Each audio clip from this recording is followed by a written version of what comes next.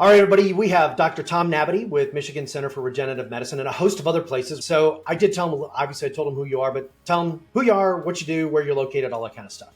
Great. Yeah. So Tom Nabity, I'm a physician located outside Metro Detroit in Rochester, Michigan. I'm a physical medicine rehab specialist, subspecialty pain management. Started getting into orthobiologics and regenerative medicine. 2015 was my introductory year, and opened the Michigan Center for Regenerative Medicine in 2017. And then from there, I've explored other ways to optimize patients to get better regenerative orthopedic outcomes. Led me into hormone replacement therapy, peptide therapy, IV therapy, and now we have clinics that provide all those services. Awesome. So let's start back at the beginning. What prompted you in 2015? You were in pain management then, right? You were mostly doing that kind of stuff like blocks and all that stuff. What made you want to start to look at other options? My patients actually coming to me with appreciative of the pain management blocks, the rehabs, the braces, everything we were doing short of surgery. One patient in particular didn't want a knee replacement, asked me about stem cell therapy if I thought it was reasonable. And at that time, there were preliminary type research articles showing up in our journals. I told them, hey, it sounds like a viable option. Let's find somebody in Metro Detroit doing it. I did a Google search, couldn't find anybody I would have trusted myself with or my family member with. So I wasn't going to recommend any of those providers at that time to my patients. Sent my patients to people that I had known in the industry, but outside Metro Detroit, people in Pittsburgh, particularly for this patient. Patient came back, had a great outcome, and really looked in the mirror and asked if there's really nobody I can trust to send patients to in Metro Detroit, how hard can it be? Attended my first conference, the American Academy of Orthopedic Medicine, AAOM, in New Orleans, and I just had my mind open. Okay, so we met, I think it was late 2019, early 20, right before the pandemic. What was your business like at that time? Volume-wise, probably less than $1 million business, probably in the $500,000, $600,000 range. I was at the time working 2 days a week in the regenerative practice, 3 days a week in the pain practice, and it was growing. It was kind of a steady improvement or steady growth. Our initial referral base was very much online. 90+% of our patients found us via a Google search, tended to be. It was a steady increase in volume, but still relatively slow, probably 5 to 15%. What were you charging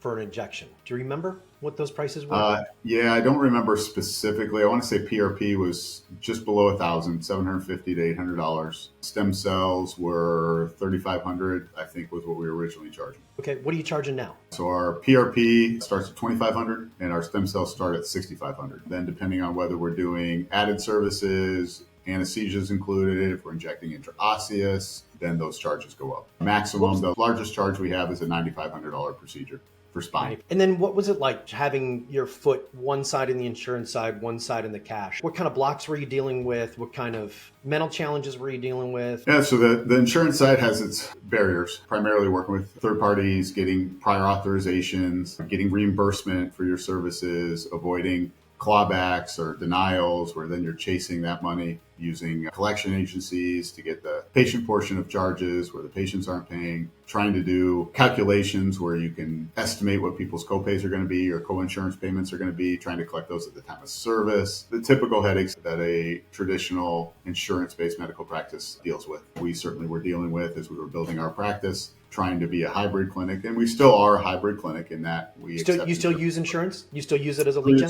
Still use insurance for what we can bill, primarily consults. And some people aren't regenerative medicine candidates. If you've had a spinal fusion and you're still having radicular pain or even axial low back pain and the levels above or below your fusion look good, it's not an adjacent segment disorder, which can be treated with regenerative medicine, but it's actually the area that's been fused or the knee replacement area that's been replaced. Yeah, we don't have regenerative medicine options that work well for that, but we do have, for example, stimulator options that work well for that. So we still do that aspect of pain management. What we've stopped doing is any of the medication management aspect of the pain management. Okay, so before we started working together, $500,000 a year, working at a part-time in a sublet of an office, what specific changes did you make in your business in the time that we were working together? So I'd say the first thing we really focused on is what culture do we want? What values do we have? How do we want to build this business? What's our vivid vision was a challenge you asked us to write up, and loved your recommendation. Hey, you need to just take a day off work, go out for a walk, spend the entire day just reminiscing, thinking about this, put it on paper, and then this is what you're going to make all of your business decisions based on. So we did that. That was step one. It was a vital step for us to do. Looking back on that document, wow, has that been helpful for us? I share that document with other physicians now who are looking at joining our practice, and I tell them, here are the values that we prioritize. Here are the things that we make our decisions based on, and it's not profit. Are profits important? Absolutely. It's a business, and we have to be profitable. It has to have enough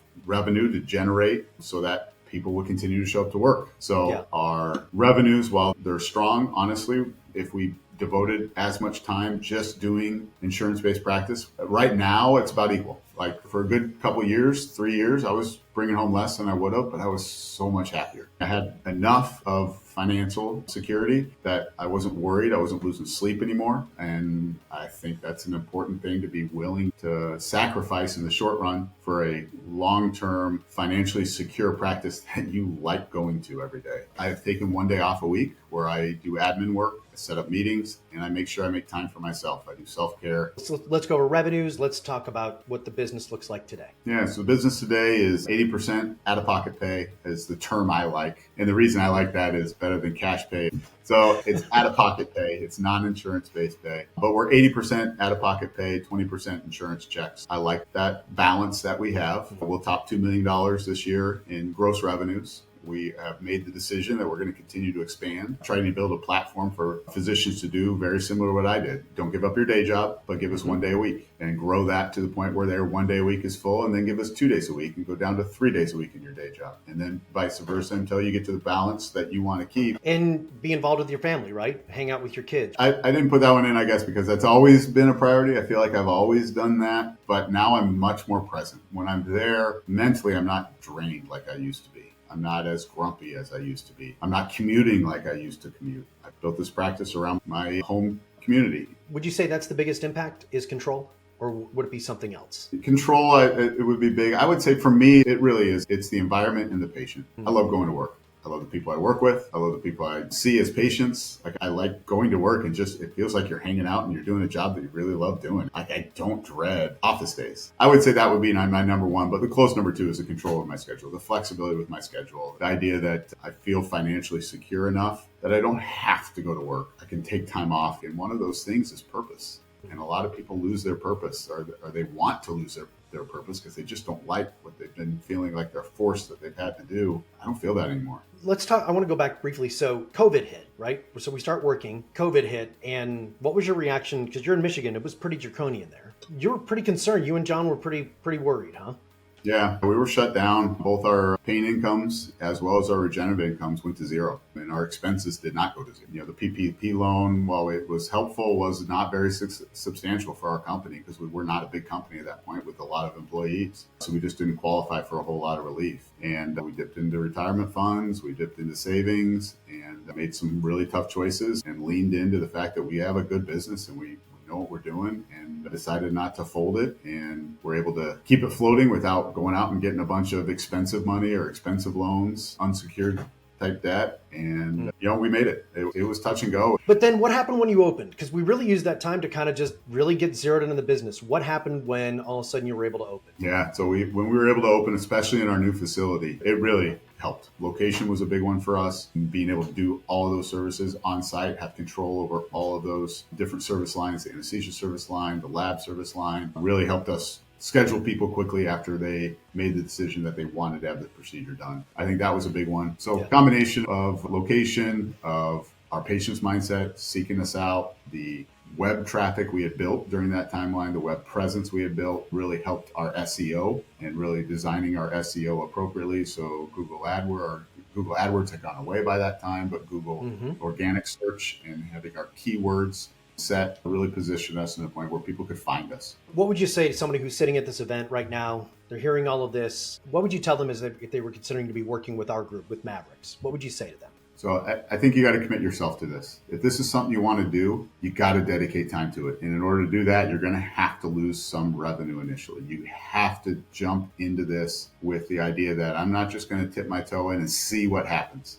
I'm going to make this work. This is going to become my job because I want it to become my job. Great. Well, Dr. Nabity, thank you so much for taking the time. I appreciate it. I'm sure hopefully everybody in the room appreciates it as well. I know the future's bright. I know you got a lot of things going on. I know you do a lot of work with IOF on the training side of things, I believe, and you're heavily involved in the community. So thanks again. Appreciate it. Of course, Matt, I can't say thank you enough for helping us get to the point where we're at. And I know our paths are going to continue to cross as this industry just continues to grow and we get more and more like-minded clinicians and industry leaders who want to build a wellness healthcare system, not just a sick care healthcare system, but one that keeps people healthy and keeps people well. And you're one of the biggest and brightest minds in that industry, so I appreciate you helping us. Thanks, man. Appreciate it.